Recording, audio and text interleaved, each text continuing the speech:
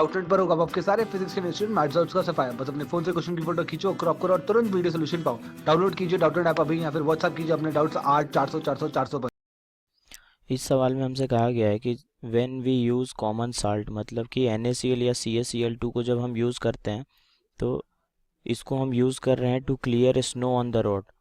मतलब रोड जो होता है, ये रॉड इसने गलत लिख दिया है, रॉड नहीं होगा, ये रोड होगा। मतलब रास्ते को साफ कर, रास्ते पर से स्नो हटाने के लिए जो है हम यूज़ करते हैं NaCl या CaCl2। तो ये ऐसा कैसे हो पाता है, मतलब रास्ते पर से स्नो कैसे हटा पाते हैं हम, तो इसके लिए हमसे कहा गया है कि वो कैसे हो पाएगा। जैसे ही हम NaCl को यूज़ करते हैं वाटर, ये स्नोई एरिया में, तो NaCl जो क्या है वो क्या करता है, NaCl जो है वो वाटर के साथ में मिल करके उसका फ्रीजिंग पॉइंट जो होता है उसको कम कर देता है। समझ रहे हैं?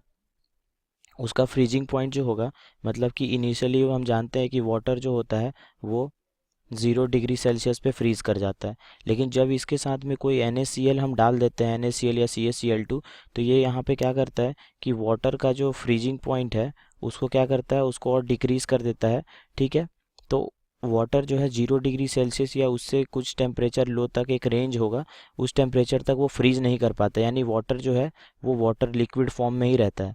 तो लिक्विड फॉर्म में रहता है तो हम देख सकते हैं कि जैसे ही आइस जो होगा, मतलब कि 0 डिग्री सेल्सियस पे तो आइस बना हुआ रहता है, तो आइस जो होता है उसके अगर हम NaCl डाल देंगे तो उसका फ्रीजिंग पॉइंट जो होगा वो लो हो जाएगा, यानी आइस का हम कहा जाए तो मेल्टिंग पॉइंट जो है वो लो हो जाएगा। तो इस कारण से वो लोअर टेम्परेचर जो उस टाइम पे चल रहा होगा एटमॉस्फेयर में, उस टेम्परेचर पे भी वो मेल्ट कर जाएगा, मतलब आइस जो है वो मेल्ट कर जाएगा। ठीक है। तो हम देख सकते हैं इसमें कौन सा ऑप्शन सही है कि जैसे ही हम NaCl को मिक्स करते हैं वहाँ पे स्नो के साथ में, तो वो फ्रीजिंग पॉइंट लोअर कर रहा होगा वाटर का, तभी जा कर के वाटर जो है वो पिघल रहा होगा और मेल्टिंग पॉइंट, सॉरी, वाटर जो है वो लिक्विड फॉर्म में रह पाया होगा, वरना उस टेम्परेचर पे वो फ्रीज कर जाता। और मेल्टिंग पॉइंट ऑफ आइस जो है वो भी लोअर हुआ है। कहने का मतलब है कि आइस जो होगा वो उसका मेल्टिंग पॉइंट लोअर हुआ होगा, तभी वो मेल्ट करके वाटर के फॉर्म में आ गया है। नहीं तो अगर वो आइस जो है वो किस टेम्परेचर पे फॉर्म करता है, वो 0 डिग्री सेल्सियस पे फॉर्म करता है। तो आइस का टेम्प अगर उस टाइम पे एटमॉस्फेयर का टेम्परेचर कुछ कम होगा, तो उस टाइम पे आइस का जो मेल्टिंग पॉइंट है वो भी कम होना चाहिए, तभी जो आइस जो है वो मेल्ट हो पाएगा। ठीक है।